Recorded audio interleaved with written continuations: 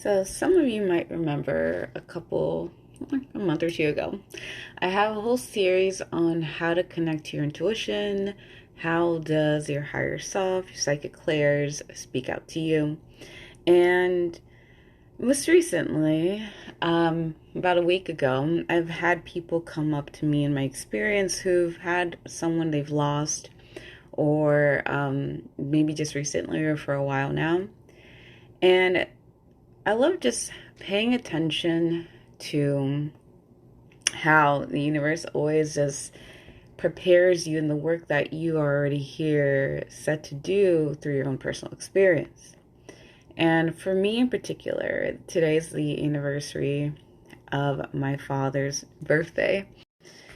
And it's understandable.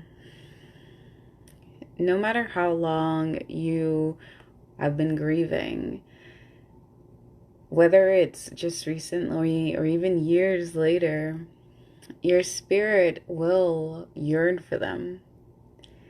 And I want to remind you that when you hold them close to your heart, even certain days, such as their birth dates or anniversaries of transitioning off to the next life, start paying attention to the signs, your dreams, music, animals, spirit animals coming through, because they're here to deliver your message. And I just think it's beautiful in the sense that I made that series, sharing these messages to encourage you. And then I'm here during my own time. And for me, he's my best friend. He was that pillar for me where I could have really deep spiritual conversations. And even this experience between now and like June, because he transitioned on his 75th birthday now, 4 years ago, about a month after celebrating. I find these are the moments that Spirit gives grace so that I can rest. I can allow myself to tune into my emotions. Because oftentimes I do have a really high spiritual perspective and I see things from a soul level. But even I need to tune in to those memories, those emotions that come through. And especially because unconsciously sometimes we might not realize that maybe we might begin to close our hearts, you know? And so it's really important to just allow those memories to come up. Even I'm not usually one who's used to crying, but a great friend of mine, soul sister, has told me that like crying is healing. That allows you to feel the warmth and just the love of God, your ancestors, your loved ones being here with you, connecting at that vibration that you need to be held in. And then that's okay. And so I just kind of want to reassure you that in these moments, there are powerful portals that are coming through. I always get downloads around my birthday, anniversaries, for my father, days of significance.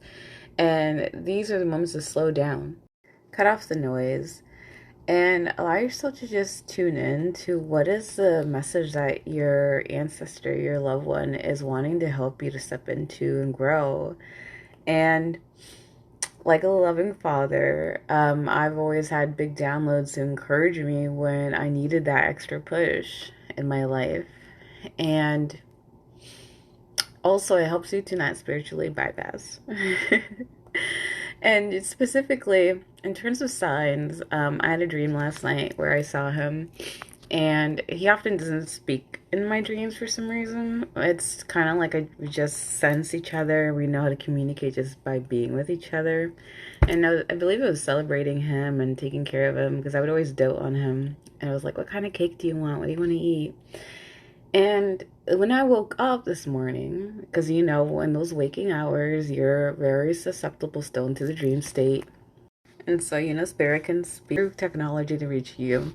And there's like this TikTok video about like crows. And for me, I love birds. Crows are like one of my spirit guides and animals. They know what you're saying when they hear you, and they love like shiny objects.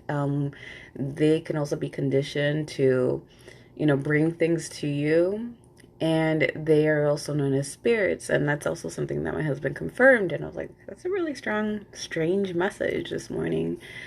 And so it's just a beautiful way of honoring today God, spirit, my dad.